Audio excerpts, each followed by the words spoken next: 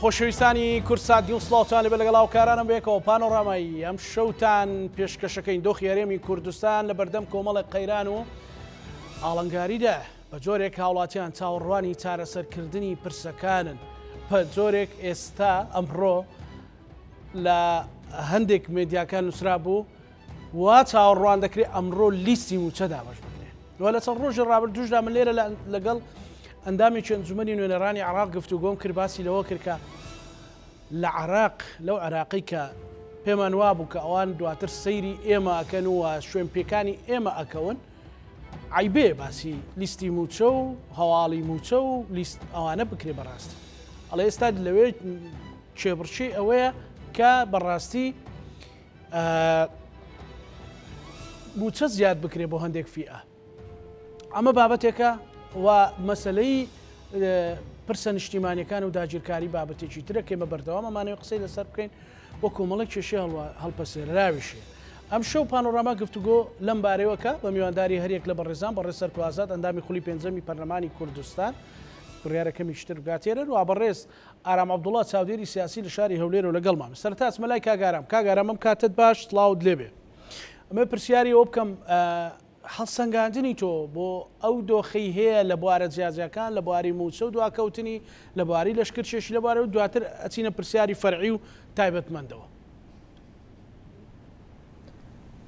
زۆر سپاس کاکزانە سڵاو بۆ جەنابەت سڵاو بۆ بینەران و بیسەرانی کەناڵی ئاسمانی کورسات نیوس. سەبارەت بە پرسیارەکە بەداخەوە ینی بەرنامەکە لەسەر بابەتێک کە بەڕاستی بابێتێکی ڕۆژانەیە بۆ خەڵکی هەرێمی کوردستان بە تایبەتیش مەسلەی موچە بەڕاستی ینی دوای 32-33 ساڵ لە حکومڕانی خۆمان ینی بەڕاستی عیبەیەکی گەورەیە ئێمە مانگانە مەسلەی موچە ببێ بە مژدانە ببێ بە هەواڵی گەرم ببێ بە هەواڵی بەپەلا لە کاتێکدا ئەوە مافێکی ئاسایی هەر فەرمانبەرێک هەر کارمەندێکە کە چۆن کاری خۆی دەکە ئاواژ مافی خۆی وەربگرێتن یعنی ئەوە چەندین ساڵە ئەم کێشەیە چارەسەر نەبووە ینی لە کاتێکدا ئێمە پێشی دەوڵەتی عێراقی نوێش ئێمە دەسەڵاتی خۆجێیمان هەبووە عێراق خۆت دەزانی لە ساڵی 2003ەوە لە دەست ڕژێمی دیکتاتۆر ڕزگاری بوو بەڵام ئێمە لە ساڵی 91ەوە ینی 12 ساڵ پێشی ئەوانش ئێمە ئیدارەی خۆجێیمان هەبووە و پەرلەمان و حکومەتمان هەبووە کەسی ئێستا بۆ هەموو شتێک ئێمە چاومە لە دەستی حکوومەتی عێراقا بەڕاستی ئەمە جێگای نیگەرانیە. بەڵێ لەبارەی لەشکرچێشەکەەوە مەسەلەن ئەمە کاریگەریی لەسەر پرسە نیشتیمانیەکانێ بەڕێز کاگارم بێگومان ئەوەی مەترسی گەورە لەسەر قوارەی هەرێمی کوردستان دروست کردووە مەسەرەی لەشکرچێشی تورکیایە لەشکرچێشی تورکیا لە زیاتر لە 20 ساڵی ڕابردوودا و بەتایبەتیش چڕبوونەوەی لەم 2-3 ساڵی ڕابردوودا کە زۆر بە فراوانی زۆر بە قوڵایی هاتۆتە نێو خاچی هەرێمی کوردستانەوە ئەمە ڕۆژانە هەموو کەناڵ و میدیاکان باسی دەکەن یعنی کاتی خۆی دەوڵەت تورکیا ئەگەر ڕێکەوتنێکی لەگەر ڕژێمی دیکتاتوری پێشووی عێراقدا هەبوو بێت کە بۆ 10 کیلۆمەتر سنوورەکان بتوانن بستنە ناو خاچی یەکتریەوە ئێستا خۆزیەمە هەر 10 کیلۆمەترەکە بووە ینی ئەمە لەسەر ڕۆژی ڕابردوو بەڕێوبەری ناحیە سیدەکان خۆی باز لەوە دەکات دەڵێ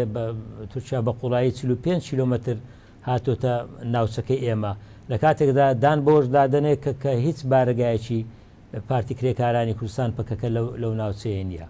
و ئەوە منتیقەی بادینانی شەرباسی ناکرێت بەداخەوە ینی ئەم لەشکرچێشی ئەمجارە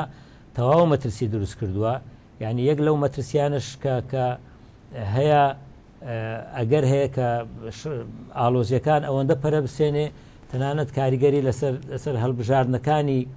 پەرلەمانی کوردستانی بکا کە بڕیارە دوای 4-5 دیاریکردنی بەروار لە 20 دەدا بکرێت کە ئەم کاریگەریشی دەبێتن چونکە ئەمەی ئێستاکە لە ناوچەی بە تایبەتی ئامێدیدا کە زۆر بە فراوانی هاتووە لە ناوچەی شیلازێ لە ناوچەی برادۆز بۆ منتیقەی چیای گارە ئەوانە کە نیازی داگیرکردنی فراوانتر و فراوانتری هەیە یعنی ئەمە تەنها بەدانانی چەند بنکەیەک وەکو بنکەی پاسەوانی ئەمانە نییە بە جۆرەها چەکی تۆپ و تیارە و دەبابە و تەنانەت دەبینین لە وێنەکاندا دەردەکەون کە تەنانەت بە فڕۆکە لە ناوچە سەختەکاندا کۆماندۆ و هێزی تورک سەربازی تورک دادەبەزێنرن کە بەڕاستی بێگومان ئەمە مەترسێکی گەورەیە تەنانەت لەم ڕۆژانەدا لە ڕێکخراوێکی ئەمریکی باز لەوە دەکات ئەگەر ئەم لەشکر کێشی ئابە و شێوەیە بەردەوام بێ 1970 خاچی بادینان دەکەوێتە ژێر کۆنتترۆلی تورکەوە تورکیاوە کە بەڕاستی ئەمە مەترسیدارە. بڵێ ئەمە کاریگەریەکی لەسەر قواری هەرێمی کوردستان هەیە کاگارە مەسەلەن خۆتە زانی لە ماوەی ڕابردوو کە مامۆستایان و موچەخۆر و فەرمانبەر داوایان بکردوایە کە لە بەغداوە موچە بێت یانوت ئەمە یانەوەی قواری هەرێمی کوردستان لە ناو بن. ئەمە کاریگەری زیاتر لەسەر قواری هەرێمی کوردستان بەڕاستیان ئەو لەشکر کێشەی کە خۆت باست کرد 1970 خاچی بادینانی لەژێر دەستە ئێستا. کاکزانە من زۆر جاری تریش لە بەرنامەکانی ئێوەش من باسم کردووە لە ڕابردوودا کە چارەسەری کێشەکانی کورد مافەکانی کورد نەلان قەرە و نەلا تارانی پایتەختی ئێرانە بەڵکو لە بەغدای پایتەختی عێراقە لەبەرەوەی ئێمە بە پێی دەستوریش ئەو دەستورێک کە لە 2005 هەمومان دەنگمان پێداوە یعنی ئەم دەستوری ئێستا لە عێراقدا هەیە تۆ ئەگە مقارنەی بکەی لە دەستوری سەردەمی پاشایەتی ساڵی 1920ەوە تا دەستوری 58 و دواتر و 73 و تعدیلکردنەکانەوە هیچ دەستورێک بەقەدەر ئەو دەستورە مافەکانی کوردی تێدا نەسەسپێنراوە کە ئەمە بە دڵنیاییەوە کە دەوری سەرچی کاتی خۆی سەرۆکی کاریزما جەنابی مام جەلال و بەشێک لە سەرکردەکانی تری هەرێمی کوردستانیش دەوریان تێدا هەبوو بەپێی ئەم دەستورە ئێمە خۆمان بەشێکین لە عێراق هەرێم بەشێکە لە عێراقی فیدرالدا یعنی بۆ دەبێ ینی تۆ لە سنووری ئەو دەوڵەتە ینی تۆ مافی خۆ لەو دەوڵەتە وەربگری بە عیبە بێتن بەعکسەوە ئەمەی لەگەر وڵاتانی تری ئیقلیمیدا دەکرێت دەبێتە عیبە و ئەو لەشکر کێشانێک کە لە تورکیا کردوێتی بە دڵنیاییەوە مەترسێکی یەکجار ئێزگار زۆری هەیە لەسەر هەرێمی کوردستان لەسەر هەڵوەشانەوەی قەواری هەرێمی کوردستان و یەک لە ئەهدافەکانی دەوڵەتی تورکیاش هەر ئەمەیە ینی خەونی تورکیا ینی تۆ لە ڕابردوودا ئەوانەی مسلسلەیەکی تورکی هەبوو حەریم سوڵتان ئەوەی متابعی کردبێ عقلێتی دەوڵەتی تورکیا گەڕانەوەی بۆ سەردەمی ئیمپریاتۆریەتی عوسمانی کە داگیرکردنی هەموو جیهان بوو نەکە لە ئاسیا و ئەوروپا و هەموو جیهان داگیر بکەن ئێستاش ئەوان هەر ئەو خەونەیان هەیە بۆیە مەبەستیشیانە زۆر باسیش دەکەن مەسلەی گەڕانەوە بۆ میساقی میلی ساڵی 1920 و گەڕانەوەی کەرکووک و هەولێر و مەسلەی ویلایەتی موسڵ و ئەوانە کە ئەمە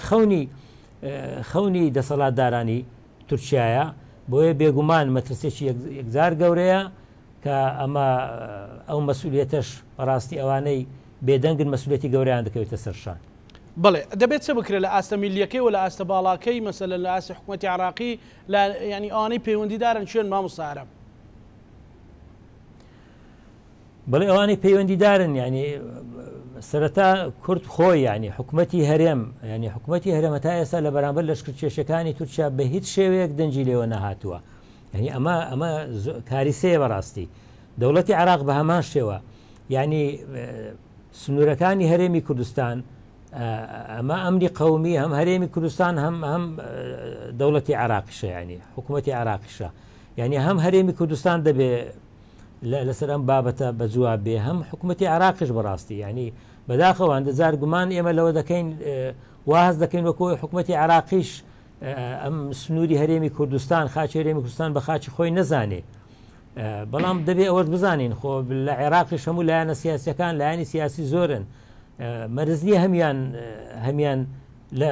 بەرژەوەندی ئێمەیان بێ بچینە هەندێکدا لە فرسەتی تردا بگەڕن بۆی تۆڵی تر لە ئێمە بکەنەوە بۆیە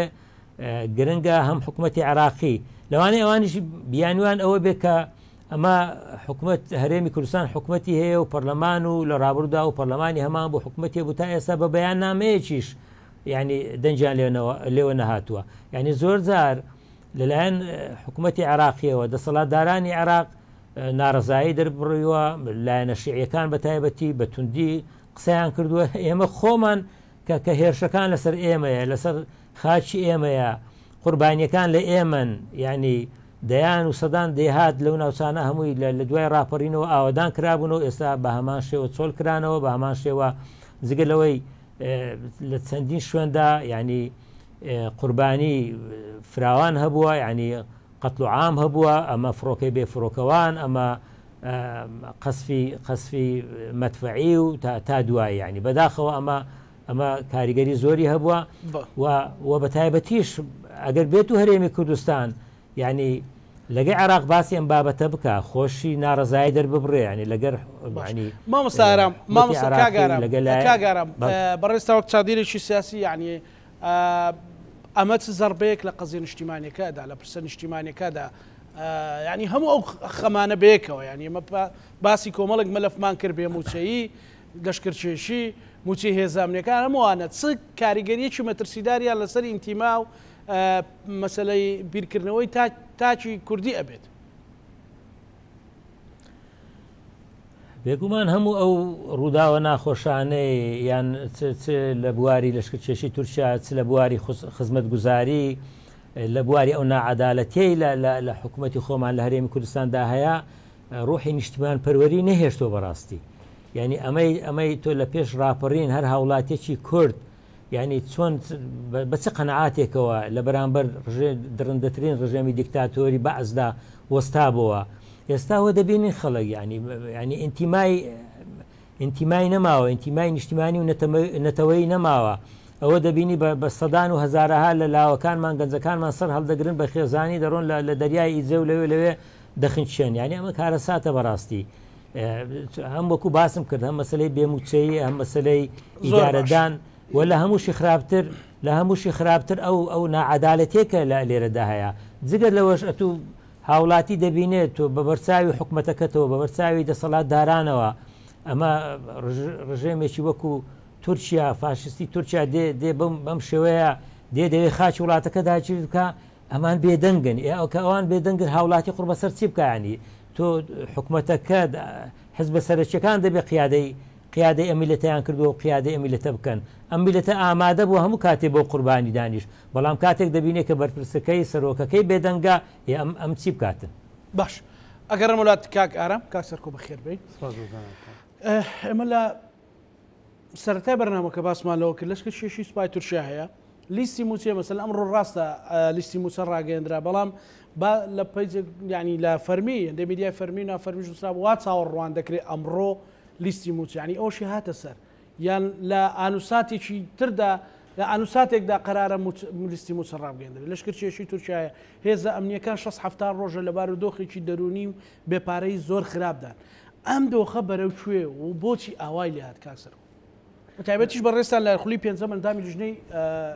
دارایی بوون بەڵێ سواز بۆ جەنابتان لە حەقیقەتە ئێمە ئەگەر بابەتەکان بەجیا تەفسیرکەین مەوزوعی موچەخۆران خۆزانی یەکێتی نیشتیمانی کوردستان لە سەرەتای ئەم کابینەوە داوای کرد کە عمقی استراتیژی حکوومەتی هەرێمی کوردستان بە بەغداد بێت نەک ئەنقەرە و تاران بێ و باوەڕی بەوە بوو کە ئێمە پێویستەکات لە ڕێی دەستورەوە و مادە دەستوریانەی کە لە دەستوری 2005 کە جەنابی مام جەلال داڕێژەر و ئەو بوو کە گەیاندیەوەی کە مافە نەتەوەی و نیشتیمانی و شایستە دارایی و خزمەتگوزاریەکانیش بۆ هەرێمی کوردستان جێگەی بکرێتەوە و جارێکی کە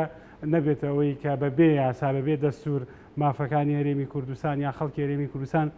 پێشێل بکرێەوە دواتریش بینیمان کە وڵاتیانی هەرێمی کوردستان لە 1970 بۆ سەرەوە دەنگیدا بۆ دەستور ئەوش کە ئەو تەرویج و حەقیقەتەی کە بینیان کە لە دەستوری عراقیە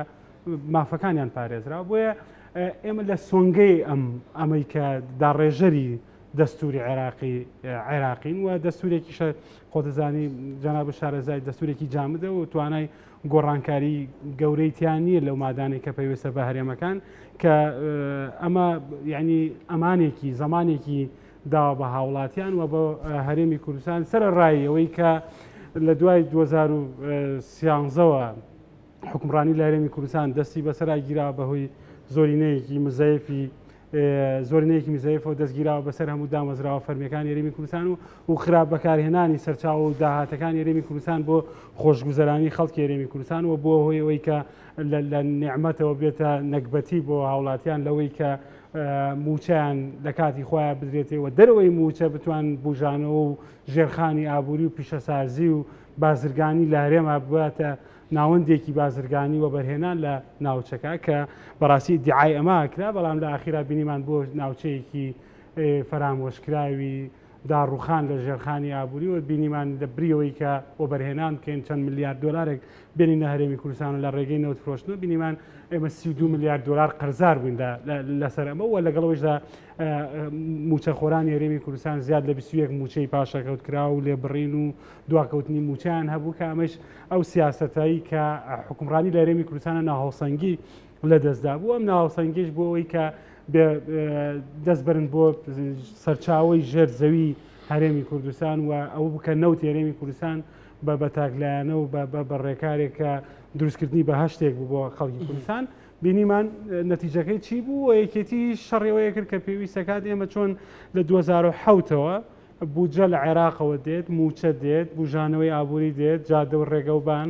خەستەخانەکانمان ئەوە نەبێت خەستەخانە هیوا پێویستی بە کۆمەکی خێرخوازان بێ بگرە لەوەی کە لە بودجێ عێراقیەوە بتوانرێت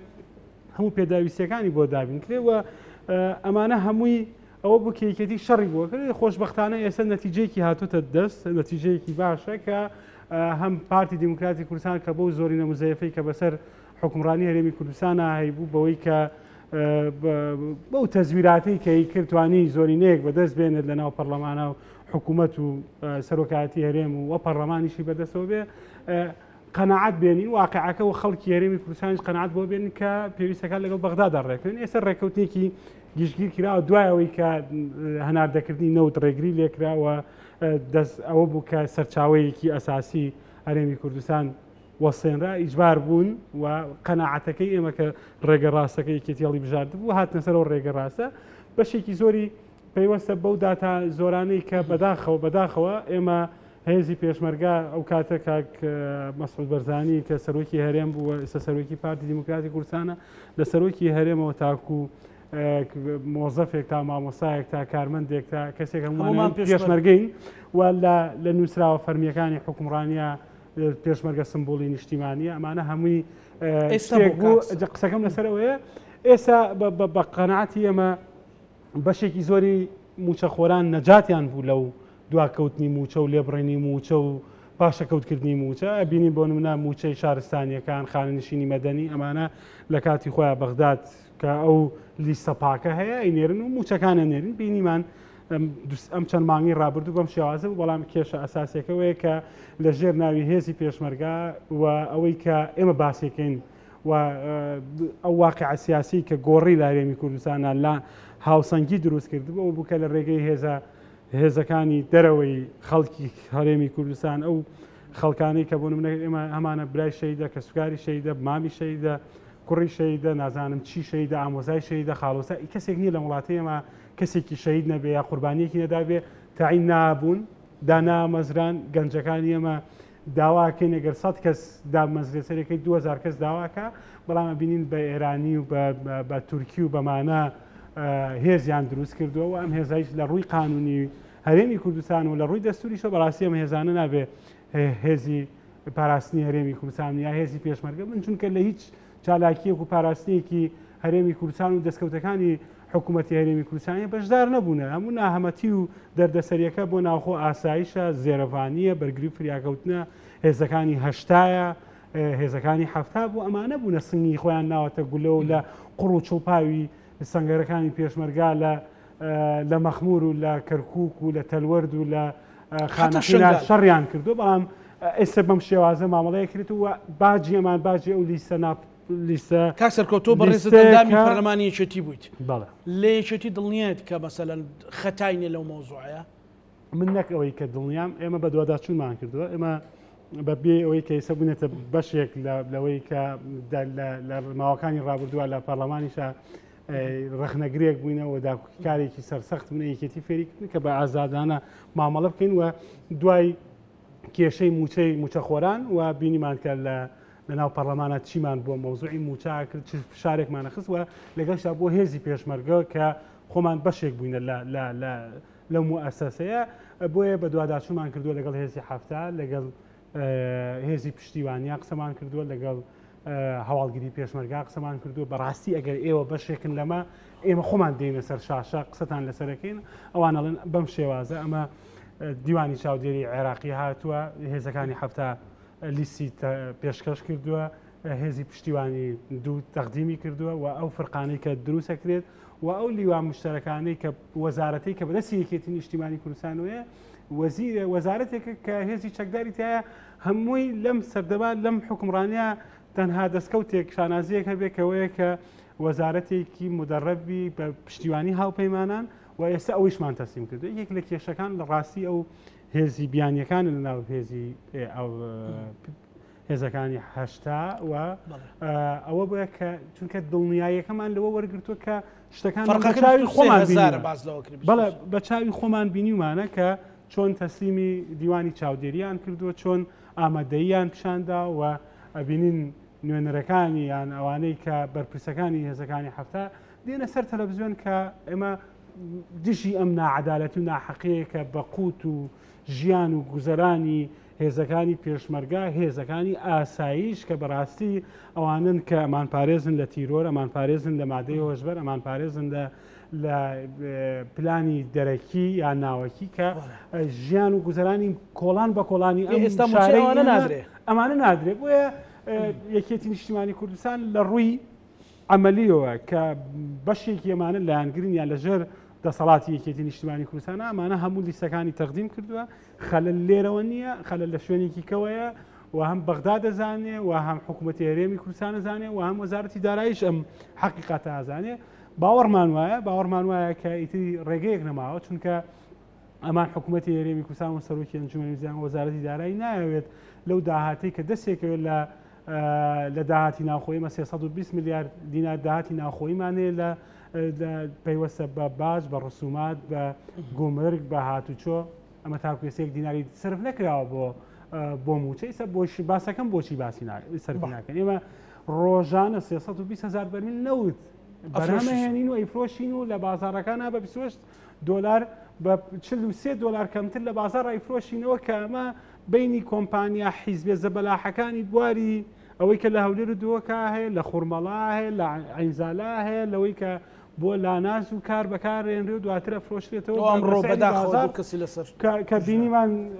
خەریکە خەڵکی هاوڵاتی وڵاتی لەسەر ئەفژرێت کە ئەمە خیانەتی گەورەیە بەڕاستی و نزیکەی 420 بۆ 430 میلیۆن دلار کە نزیکە بێتەوە لە 500 میلیارد دینار بەس لە داهاتی ناوخوا لە داهاتی نەوتیە دەستمانەکەەوە داهاتی نانەوتیەکەش 320 میلیارە یعنی ئێمە ئەوەی کە ماوەتەوە پارێکی کەمە ئەتوانرا دوو موچە سێ موچەی هێزانیەکان بەڵام بۆیە نایدەن ئەم پرسیارێکی گەورەیە کە ئێستا پێشمەرگەیەک دانیشتۆ گوێ لە منوتەوە گرێ بۆچی حکوومەتی هەرێم ئەتوانێت ئەم داهاتی ناوخۆیی هەیە ئەم باجە ڕسوماتە کارەبایە ئاوە قەرزی خان و بەرەی ئەمانی کە ئەیگەڕێنەوە بۆ خەزێنەی دەوڵەت بۆ خاڵە سنووریەکانە مەرزەکانە بۆچی ئەم پارێ ناتوان لەم پارێ بن هۆکارەکەی تەنها و تەنامەیە کە ئەگەر ئەم پارێ بنەڵێن بەغرا دەڵێن پارەتان لەشێ بوو کە ئێمە نزیکەی 7 مانگە داهاتی ناوخۆی بۆ هیچ شتێک سەرف نەکراوە بۆ موچە سەرف نەکراوە کە هیچ 6 نیو ساڵی ساڵێک ینی 6 مانگ داهاتی ناوخۆیی 320 میلیاری هاتوتەوە خەزێنەی وەزارەتی دارایی 320,000 بەرمیل نەوتی ڕۆژانە ئەکرێت بەس ئەپیکۆر 250,000 بەرمیل نەوتە بەرهەمێنێت جگە لەوەی کە 110,000مان هەیە لە 90 بۆ 110,000مان هەیە لە خوورمەڵا کە ئەمە لە دەرەوەی ئەو هەشت کۆمپانیایە بۆیە دیارە بەبارمتەگرتنی هێزەکانی پێشمەرگەیە و لە ناویشیاندا خۆ دەزانی ئەوەی حەز ناکەن ئێوەش زەربەیەک بەریەکێکی شەکەوێت چکە خەڵک پێی وایە ئێوەش بەرپرسن بەڕاستی بەڵێ بەڵام ئێمە ئەگەر بەرپرس بووینە بەڕاستی ئەمە ناهاتینە سەر شاشە و نەمانە کرد لە ناو ئەنجومەنی وەزیرانە و لە ناو هێزەکانی هەفتە و نەمانە کرد لە پەرلەمانتارەکانمان ئەندامانی ئەنجومەنی نەرانمان لە عێراق فشارمان ناخستە سەر دیوانی چاودێری و وەزیرەکانمان بەم شێوازە ناهاتین ئەگەر بەشێک بووینە لەو مشکیلە لەوەی بارگرانی کە لەسەر موچە خۆرانێک وایە نەهاتین دێرە بەم شێوازە مامەڵە بکەین بۆیە ئێمە خۆمان بەشێک لە وازانی وازانین غەدرەکە لە ئێمەیە و شەڕەکە لە سەر ئێمەیە کە پێش انتخاباتەوە ئەزانین کە حەجمی ڕاستەقینەیە هێزانە دەرەکەوێت ئەیانەوێت هێزە ئەمنیەکان ساڵ بکەنەوە ئەیانەوێت بێزاریەک لە ناو هێزە چەکدارەکانە دروست بکەن و ئەو ئینتیمایی کە هەیە بۆ ئەو لایەنەی کەوێت حکمڕانی ڕاست کاتۆ لە هەرێمی کوردستانە ئەیانوێت بەم شێوازە مامەڵیان لەگەڵا بکەن و لەگەڵیشە ئەو هێزە بیانیانەی کە لە ناو هێزی پێشمەرگایە بە شێوازێک لە شێوازەکان هینیان بکرێتێ چۆنەڵی موچیان بۆ دابینکە یان ئەو کادرانەی کە لەسەر هێزەکانی باشتا موچیان هەیە کە بۆ نمونە بە پلەبەندی موچیان بۆ کراوە لەسەر هێزەکانی هێشتا ئەمانە کەشف نەبێ و بارەکە بکچێتە سەر بە کێ بارەکەی خۆی ڕاستکات و بە هێزی پێشمەرگە و ئاسایش و ئەمانەی کە ڕۆح و گیان و ماڵ و نیشتیمانی ئەم هەرێمە زۆر باش کاک سەرکۆ گەڕێمەولات کاگارم بەڕاستی بەو هەموو قەیرانەوە بەو هەموو ماندوویەوە ئەگەر بۆ نمونە حەزبێکیش بێوێت ئیدامەی ئەو دەسەڵاتە بدات ئیدامەی ئەو دۆخە بدات بەڵام پێت وایە تا سەر بێت بێگومان نەخێر بێگومان نەخێر یعنی ممکن نییە یعنی ئینسان بۆیە هەتا زووە من پێم وایە سەرکردایەتی سیاسی کورد بەرپرسانی ئەم حکومەتە بە بەرپرسانی ئەو حیزبەی کە ئابە و شێوەیە تەسەڕف لەگە میلەتەکەی خۆی دەکات بگەڕێتەوە باشە ئەجینە ممکن نییە ینی ئەمە نمونەی زیندوو زۆرە ینی لە هەموو ڕژێمە دیکتاتۆرەکانی لە دەور و بەرمان ینی ڕوویدا لە بەهاری عەرەبی بینیمان لە ماوەیەکی دیاری کراودا چەندە سەڵات لەو دەور و بەرە ڕووخا لە ناوچوون ئەمە ڕژێمی دیکتاتۆر سەدام حوسێن کە نەک وەکو سەرۆکی عێراق باز دەکرا ینی خۆی بە سەرۆکی ئەمە ئومەی عەرەبیش دەزانی ینی بە قایدی ئومەی عەرەبیش دەزانی ئەمە بینی مانسیلی هات بۆیە میلەتی ئێمە میلەتێکە قوربانی زۆری داوا بەڕاستی ینی بە تایبەتیش من باسی پێش ڕاپەڕین و شۆڕشەکان ناکەم هەر لە دوای ڕاپەڕینەوە ئەمە 33 ساڵ ئێمە خۆمان حکومڕانی خۆمان دەکەی تا ئێستا تو ئەم بەم وەزعێتە بەم شێوەیە موچەدانە یعنی لە هەموو شتێک بێبەشە ینی یعنی ئێستا تۆ هیچ ماڵێک نییە فەرمانبەرێکی هەبی لە 20,000 دلار سەر و 20,000 دلار قەرزی لای ئەو حکومەتە نەبێ کەچی ئەو دێ لەسەر لە هەندێک شوێنان لەسەر ئەوەی 2 مانگ 3 مانگ پارێک کارەبای نەداوە کارەبای دەبڕیتن یعنی باشە تۆ قەرزی ئەم خەڵکە نادەیتەوە بەڵام قەرزێکی کەمی خۆت ینی ئەمە فشار لەسەر ئەو میلەتەی خۆت دەکەی ینی تۆ تەماشای حکوومەتی عێراقی بکە ئەمە کاتی خۆی زۆر جار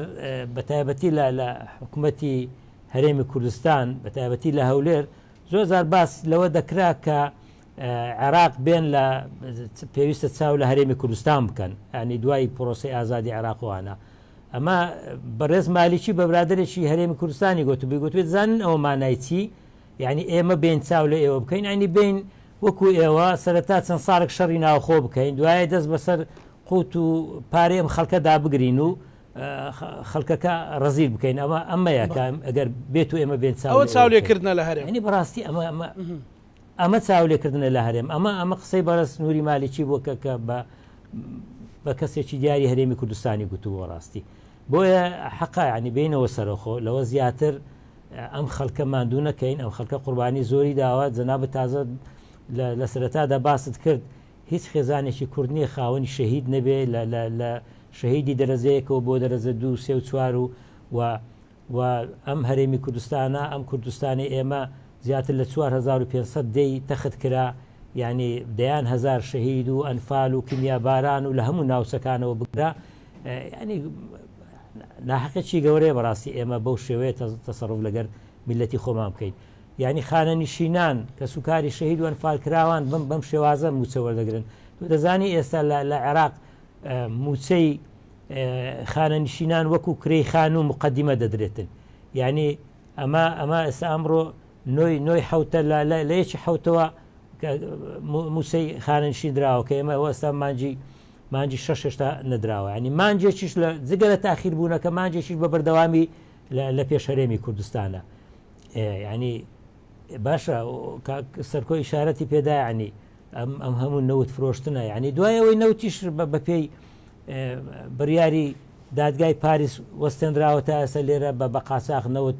ڕۆژانە 300 بۆ 350 هزار بەرمیل نەوت دەردەهێنرێ و دەفرۆشرێتن ینی ئەمە تۆ ناکۆچیەکان لەگەر حکوومەتی عراقی ناگەی بە نەتیجە ئەمە ئێستا دوێنێ دیسان لیژنەیەکیان هاتووە لە دارایی عراقەوە بۆ تەدقیقکردن ینی فەرمانبەر هیچ کێشەیەکی نییە بەڕاستیەوەی کێشەی هەیە لە هێزە سەربازیەکانە بە تایبەتی لە یەکەی هەشتا کە بەدەیان هزار سووری و ئێرانی و تورکی تێدایە کە بیانین ینی تۆ خەڵکی خۆت موچەی نەدێ ئەم موچێ بۆ خەڵکی بێگانە بەڕاستی ینی لە پای چیە بەڕاستی ئەمە غەدرێکی گەورەیە ئەم غەدرش تا سەر قبول ناکرێت بۆیە من نیگەرانم لەوەی ینی کە پێم خۆشە ئەم وەزعە بە شوێنەی چارەسەر بکرێت ئەم بە عەقلانە چارەسەر بکرێتن بۆی لە داهاتوودا تونند و تیژی و مەشاکلی گەورەی لێ نەکەوێتەوە. بەڵێ ئەگەڕێم وڵات کاگارم کاک سەرکۆ مەسەلەن پێشتر ئێوە کە لە پەرلەمانی کوردستانیش بوونیان هاوڕێکان تا لە پەرلەمانی عراق داوای ئەوەتانە کرد کە ئەو پرسیارم لە کاگارامیش کرد کە پارە موچە لە بەغداوە بێت ئەوانە دژی عراقچێتەکەن دژی قوارە هەرێمی کوردستانن دژی ئەوەن ئێستا خۆیان هەر ئەو ڕێل بەرنادەن و تورکیاش هاتووە باسی ئەو ناکەن کە تورکیا ماتنی و لەشکر کێشە دژی قواری هەرێمی کوردستان و باسی ئەوش ناکەن کە و چوونی ئەوان مەترسی لەسەر هەرێمی کوردستانە بەڕاستی ئەمە بۆ ئاوا گۆڕە کامیان ڕێگە ڕاستەکەن خۆی لە حقیقەتە ئێمە ئەوەی کە درکیە بوو بۆ ئەو کوردایەتی کە ئەوان یان بۆ نمونە پارتی دیموکراتی کوردستانیان ئەوەی کە خەڵکی شۆڕەشی هەرێمی کوردستانی بە جاش و بە جاسی غە و بەمانە وەسفە کرد لە حقیقەتە هەمووی ئەیزانی کە ئەمە کوردایەتێکی درۆزنانەیە بۆ پاراستنی بەرژەوەندەکانی حیزب و لە ناو حیزبە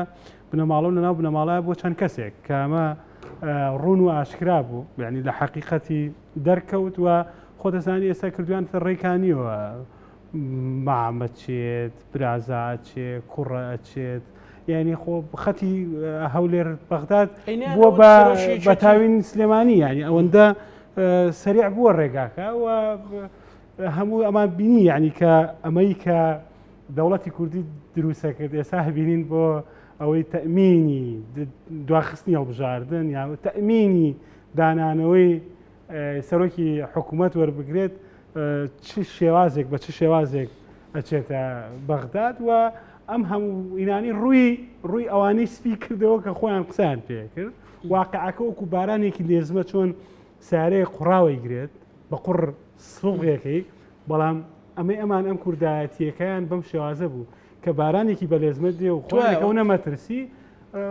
پاکیەکە دەرەکەوێت ڕوونیەکە دەرەکەوێت و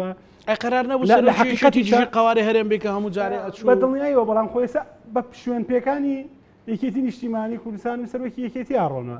یەک پێی شوێن پێی خۆیان من پێ بڵێت کە ڕۆیشتێتنەوە ئەو شوێن پیانەی کە ئێمە داوامانە کرد کە بودجە بێت موچە بێت با موچە لە کاتی خۆیان بێت با کێشەی هەرێم و بەغداد ئەوەندە نەبێتە شێوازێک کە کاریگەری لەسەر ژیان و ئابووری و قوتی هاوڵاتیان و موچە خۆران هەرێمی کوردستان بێت و ئێستا ئەبینین کە ئەو یاسانە دەرچووە ئەوەی کە هەڵبژارد نەزانین جارێکی تر ئەو دەسە بڕاوە کە بتوانن تەزویر بکەن 15 کورسی لەلایەک و 11 کورسی لەلایەکە وەکو یەدەک اینجا داخلی انتخاباتە بوون ینی 25 کورسیەکان 26 کورسیەکان نەبوو ئێستا 26 کورسیە نەماوە بۆیە ئەمە لایەکی لەلایەکیش کەوێت من بەڕاستی پێچوانەی ئەو میوانە بەڕێزە قساکەم کەوتی هەستی نیشتیمانی نەماوە لە حقیقەتە هەستی نیشتیمانی لە ناو هەرێمی کوردستانە زۆر زیاتری کردووە ینی هەر گەنجێک لە گەنجێکی تازە پێگەیشتووە کە سۆسیال میدیا بەکارێنێت توانای بەکارێنانی مۆبایلێکی پێ تاکو کاتێک گاتە پیرێک و چۆنەڵێ بەتەمەنێک یا پیرەمێردێک یا ژنێکی بەتەمەن یان چینی وەسەد یا خوێنەوارەکانمان و ئەوانەی کە خاوەنی بڕوانامەن یا بە خاوەنی بڕوانامانی ئەمانە هەستی نیشتیمانەکەی بینی کە بۆ نمونە سوپای تورکیا دێتەوە کە ئەمان چالاکیەکەن باسی کرامەت و پێموچەیی کە بۆ نمونە سەرۆکی حکوومەت باسی وەی کرد کە موچە نابێت بە بێکەرامەتی و بە بێخاک بێ سەری کۆمنتەکان بنووسە لە گەنجێکەوە تاکو پیرێک ڕسمی دەبابەکانی زرێپۆشەکانی تورکیا دانات ئەگەر تۆ مەبەستە فەرموو با بڕۆین قۆڵی لێڵماڵ کە با ئەو لە پێشەوە بێمە دووەم کەس نەڕۆشتین گلەی بکات بابچین خاک و کەرامەتە بەڵەوە خاک و کەرامەتە و خەڵکیش ئەیبینێت خەڵک تازە لەم درۆوە سواوە کوردایەتێت درۆزنە کۆتایی پێات و واقعەکە بینرێت و ئەزانرێت خەڵک ئەزانێت بایدن کەی ئەخەوێت کەی خەویێت ئێستا قابل لە نێنی ئەمانە نەزانێت یا سیاسەتی ئەمانە تێنەگات یا وەرەقەی سپی نەخوێنێتەوە بۆیە خەڵکی هەرێمی کوردستان هاوڵاتیان هەرێمی کوردستان بەڕاستی زۆر وشیارن و واقعەکە بینن ئەزانن کێ خۆی چەمێنێتەوە بۆ بەغا و کێ لە سوورەی بەرلەشکرە بۆ هێزی داگیرکەر و کێشە بە درۆی ناوێت کوردایەتیەک پێشکەشکە و کێشە لە سەنگەری بەرگریە کە درۆن بەسەر ماڵەکەی ئاڕات و سەرۆک سەلامی لێکات کە لە پێناوی چیە لە پێناوی خاک و نیشتیمان و پارچەکانی کوردستانە ڕۆژئاوایە ڕۆژهەڵاتە و باکوورە ئەمە مەترسی جددی کەوتووە خەڵکە بینێت مەتاری کوێ داخراوە ئەزانن لە مەتاری کوێشەوە ئەندامانی سیخوڕی یا دەستگا سیخوڕی سیخباراتیەکانی چ وڵاتێک دێن دابەزن و بە VIP تێپەڕن و ئەیزانن مەتاری کوێ داخراوە بۆیە خەڵکەکە ئەم واقعە بە قسەی سووا و بە چەند پەیجێک و چەند تەلەڤیزیۆنێکی ئەمە ناکرێت بە فوتێکردنی ناو باڵۆن نابێ ڕاستی خەڵک واقعەکە بینێ حقیقەتەکە بینێ کێ باجەدات کێ باجەوەی داکەیانوت ئەچێ بۆ بەغات موچەی بۆ دابینەکە کێشەی بوو ئەم هەموو تەوژمە ناسیۆنالیزمە درۆینیان کە دروست کرد بوو ئەم هەموو بەشێک لە نووسرە دەربارەکانی کە بە پارە و بەوە قەڵەمەکانیان تاکوت پارەی تێنەکرێن نانە نووسی دژی ئەم هەوڵە یەکێتی بوو بۆی کە بودجە و موچە لە بەغاوە بێت بۆ دابینکردنی موچە و ئەبینین مۆزوعی ڕاستکردنەوەی حکومڕانی لە هەرێمی کوردستان لە ڕێگەی یاسای هەڵبژاردنەوە و ئەیشبینین لەسەر چی داخراوە مەتارکە هەمومانە بینین کە لە بەیاننامەڕاستیەکانی ئێوارەی ئەمڕۆژ خاڵێکی سەربازی پێشمەرگە لە نزیک گوندی سەرگەڵێ مەسەلەن هەر لە بادینان بردومان کراوە کاکسەرکۆ مەسەلەن گەیشتە سەر پێشمەرگە ئەمڕۆ کە بردومانی هیوادارین ئەوانەی کە خۆیان بە پێشمەرگا زانی ئەوانەی لە بەجلی پێشمەرگەوە سەرپەرشتیانە کرد بە جیهاز و بە دووربینەوە ئەمانە بێنە سەر خات و بتوانن دیفاع لە کەرامەتی پێشمەرگە بکەن لە خوێنی پێشمەرگە بکەن لە سەنگەری پیرۆزی پێشمەرگە بکەن ئەو سەنگەرەی کە پێشمەرگەیەکە 3 مانگە موچەی وەرنەگرتووە 2 مانگە موچەی وەرنەگرتووە وەساوە بە دیارەوە بۆ پاراستنی ئەم خاکە ئەم هەرێمە بۆیە ئەمە واقعەکە دەرکەوتووە خەڵکی نیشتیمان پەروەەر دەرکەوتووە خەڵکێک کە خیانەت و جاشایەتی یەکات بۆ دەوڵەتانی دەرەکی دەرکەوتووە و ئەو هێزەی کە خۆیان چەمێنێتەوە ئەو هێزەی کە تەرحی پێ بۆ چارەسەرکردنی کێشەی هەرێم و بەغداد ئەمانە هەمووی ڕوون و ئاشکرا و هاوڵاتیانی هەرێمی کوردستانیش تاکێک نییە لە بادینان لەو بادینانەوە کە لە ئامێدیەوە دڵی بەهاتنی خرپەی زنجیری زرێپۆشەکانی دەوڵەتانی داگیرکەر خۆش بێ هەمووی لە ناخی خۆیان تعزێبارە بێتاقەتە نامورتاحە هەستەکات کە بەشێک لە خاکەکەی پیرۆزەکەی لە دەسەدا و چاوەڕێکات ئەو دامەزراوە فەرمیانەی کە خەریکە شەرعەتی لە دەسەدا و 2 ساڵە بەبێ ئەوەی کە شەرعەتی لە لای خەڵکەوە تازە بێتەوە جوابێکی هەبێ وەڵامێکی هەبێت خۆی مەسە وەزیری خارجی ژێمانەیە کووردە با فەرموو بێت قسە بکات با بچێتە مجلیسی من داوا قەید کات ئەمانە هەمووی خەڵک زۆر لەمە وشیارترە و خەڵکیش لایانی نیشتیمانی و خەڵکە نەتەوەی و نیشتیمانیە حەقیقیە ڕاستگۆکەی بۆ دەرەکەوە خەڵکە نیشتیمانیە نەتەوەیە کوردایەتیە درۆزنانەکەیشی بۆ ڕوون بۆتەوە زۆر باش کاگارام چارەسەر چیە بۆ چارەسەری ئەوەی کە وەکەوەی کاکسەرکۆ تەسنیفی کرد کە ناسیۆنالیستێکی درۆزنانەیەوە ناسیۆنالیستێکی حەقیقی هەیە بەڵام کەمتر دەنجی ناسیۆنالیستە درۆزنانەکە زاڵتر بووە چارەسەر چیە بۆ چارەسەری ئەو دۆخە وڵا کاکزانە من هەر تێبینیەک لەسەر ڕایە تایبەتەکەی کاکسەرکۆ کە پێی وایە هەستی نیشتیمانی و نەتەوەی زیاد بووە لەوانەیە کاکسەرکۆ بەتەمەن زۆر لە من بچووکتر بیان لەوانەیە زۆر سەردەمی پێش ڕاپەڕینی بەبیر نییە کە خەڵک بە چ ڕوحیەتێکەوە یعنی ئیشی دەکرد یعنی من زۆر زار دەگوترا بەڵێ دەی ناسم کاکسەرکۆ بڵێ یعنی لە شارێکی وەکو سلێمانی باز لەوە دەرکا کە کاتێک پێشمەرگە دەهات بۆ چالاچێک بۆ ناو شار خەڵک دەرگاکانی دانە دەخست بۆی ئەگەر ئەو کەسە پێویستی بە یارمەتی بخۆی بکە بە ماڵێکەوە ینی ئەمە هەستی نەتەوەیە هەستی نەتەوەی ئەوەیە کە لە ڕاپەڕین ئەوە بڵێم خەڵکیش لە کاتی شەڕی داعشە دەخیلەی مناڵەکانی هەڵەبچڕێ برد بۆ پێشمەرگە خەڵک شیر و برنج و خڕۆن و حیوانیە برد من خۆم لە بیرمە لە خانەقین بووین کاتێک کە هێزی جێیشی عێراقیش هات لە 2007 هەموو ئەم دیانەی کە لە دەوروبەرە حیوانیان کۆ کردەوە و بە تڕێلەیان ئەیبرد بۆ پێشمەرگە سەریانە بڕی یعنی خەڵکەکە نانێکی بوو لەگەڵ پێشمەرگا دابەشێ کرد خەڵکەکە بوو دینارێکی بوو لەگەڵ پێشمەرگا هەسینیشتەکە هەمان مەبەستی بێ بەڵام بە گۆشەنیگایەکی تر بەڵێ کاگەرە ئەخر بە مناقشەکە نەبێتە لە دوای شەڕی داعشەوە کاکە ئەتوو خۆشت ئەندامی پەرلەمان بوو لە شوێنێک بوو لە دەسەڵات بوو لە دوای شەڕی داعشەوە ئەم خەڵکە زیاتر برسی کراوە لە دوای شەڕی داعش ئەمجە خەڵکە ماڵی وێران بوو هەر فەرمانبەرێک زیاتر لە بیستی موچەی لای سەربەخۆیە باسییانە کرد بە هەشتێک بۆ دروستەکەنەوە پێوەست نییە بە بەڕاستی بە ناخی هێزی پێشمە نەوتەکانە دزی ئەیان برد بۆرەکەیشان باش کاگەرم ڕێکی خۆت و بەرنامەکە بۆەوە نییە کاک ببوورە کات سەرکۆ من بەرنامەکەم بکە ئیتیزای معاکز یعنی ئەمە ئیتیزای معاکز نییە ڕێیەکەش دەرێم ڕێیەکە بەم شێوەیە بەڕاستی تۆ خۆشەویستی لەسەر پرسیارەکەی کاکزانە چارەسەری چییە بڵێ چارەسەریم پێم وایە ڕاستکردنەوەی ڕێڕەوی حکومڕانی لە هەرێمی کوردستاندا دەبێت ئەمە بە تایبەتی هێزەکانی تریەچێتی نیشتیمانی کوردستان بەرنامەی ڕاستکردنەوەی ڕێڕەوی حکومڕانی بیتن ئەمە ناکرێت بەم شێوازە ینی ئەوە خۆت دەزانی ینی ئەمە دو ساڵە بەسەر هەڵبژاردنیشدا تێپەڕیەوە دەبێت هەوڵ بۆ ئەوە بدەین ینی هەڵبژاردنێکی نەزیێ تەندروست بکرێت لە هەرێمی کوردستان و چۆن هەڵبژاردن لە ئەنجومەنی محافەزاتی شارەکانی تری عێراقدا کرا کە حقیقەتی ئەم هێزانە بە دەرکەوت حقیقەتی دەنجی زۆرینەی تەزویر بە دەرکەوت یعنی ئەوە نمونەی هەموو شارەکان یعنی ئەگەر نمونەی مووسڵ وەربگرین بۆ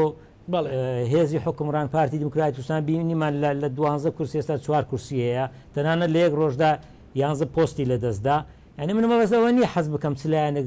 کورسی زیادە بیان کەم بەڵام ڕاستکردنەوەی ڕێڕەوی حکومڕانی مهمە وەگەڕانەوەی حقیقەت یعنی ئینسان دەبی واقعبینی بین بۆ حکومڕانی لە هەرێمی کوردستان یعنی پێمان وانە بێ منش بڵێ دەزانم خەڵک بە ئاگایە من خەڵک زۆریش بە ئاگایە بەڵام خەڵک هەستی نیشتیمانی لاواز بووە لە بەرەوەی غەدر لەو میلەتە کراوە کاکە ینی ئەتو ئەمە هێزی ئەمەی تورکیانی تۆ گەر بگەڕێنەوە بۆ سەوە یعنی دەزانی لە ئەمە معلومەیە لە تورکیادا هەیکەلی ئیداری بۆ محافەزەی مووسڵ و هەولێر و کەرکووکەیە ینی بەڕێوەبەرایەتی مرور هەیە بەڕێوەبەرایەتی ڕەگەزنامە هەیە یعنی وەکو هەیکەل هەیەە ینی ئەم سێ شارە بە شاری خۆیان دەزانن یعنی ئێستا دەگوترێت تۆ بڕۆ منتیقی ئامێدی گەیشتی ئامێدی نامە بۆ مۆبایلەکەت دێ بە خێراتن دەکات بۆ نێو خاچی تورکیانی ئەمە بەڕاستی مەترسیدارە ینی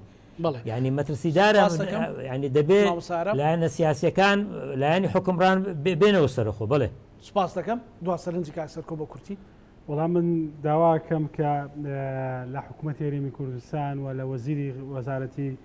خارجیە بە بەڕاستی ڕێیەکی وازحی ڕوونیان هەبێت لەسەر ئەو مەترسیانەی کە بەرۆکی هەرێمی کوردستانی کردووە و خاکی هەرێمی کوردستان داگیرەکرێت و خەڵکی بادینان و ئامێدی و ئەمانەی کە ئێستا لە ژێر مەترسی گەورەی زرێپۆشەکانی دەوڵەتی تورکیان و تێکشکاندنی سەروەری یاسا یا سەروەری هەرێمی کوردستان و عێراقا کۆتایی بهێنرێ و بۆسێنرێ و ئیتر کۆتاییش بە لیستی ناوی دووبارەی موچە و لیستی خراپ و لیستێک کە حقیقەتی موچەخۆرانی و هێزەکانی ناوخۆ نییە با چیتر خەڵکە مستحقەکان و هێزی ئاسایش و پێشمەرگە و هێزەکانی حەفتاکە و هێزەکانی هەشتاش کە بەڕاستی واجبە گرن لەبەر گەرمان بەم هاوینە واجبە گرن بە بێموچەی بەکری کە پارەی کری هاتوچۆکان پێ نییە بە حەقی ئەمانە نەفەوتێ و حەقی ماڵ و مناڵی بەرگری و فریاکەوتن و زێرەبانیش نەفەوتێ لە حەقیقەتە بووە ئێمە وەکو خۆمان دڵنیایی دێنە هێز ئەمنیەکان کە کەمتر لە 10 ڕۆژە هەموو فشارەکانی خۆمانەخەی نەگەر بۆ کۆتایی هێنان بەم پرسە بە یەکجاری بۆ ئەوی جارێککە دووبارە نەبێتەوە و جارێککە قوتی ئەم هێزانامنیەکان نەکەوێتە مەترسی و لە لای ئێمە لە لای یەکێتی لە لای تیمی یەکێتی لە حکوومەت ئەمە موچەی هێزانامنیەکان هێڵی سوورە. زۆر سپاس بۆ بەڕێز سەرکوازات ئەندامی خولی پێنجەم پەرلەمانی کوردستان زۆر سپاس بۆ بەڕێز ئارام عەبدوڵڵا چاودێری سیاسی سپاس بینەرانی خۆشەویست لەگەڵ هاوکارانم بەیەکەوە پانۆرامای ئەم شۆمان پێشکەشکردن ئەمە لە ئەکتانەوانەتی خوای گەورە بن خواتان